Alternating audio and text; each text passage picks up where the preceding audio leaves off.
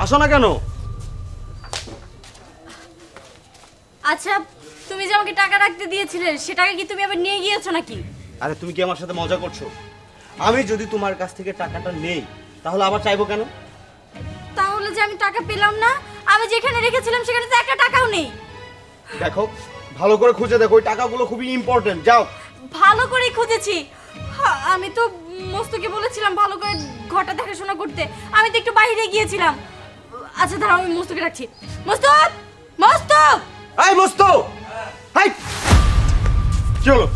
তোকে এত ডাকতে হয় কেন?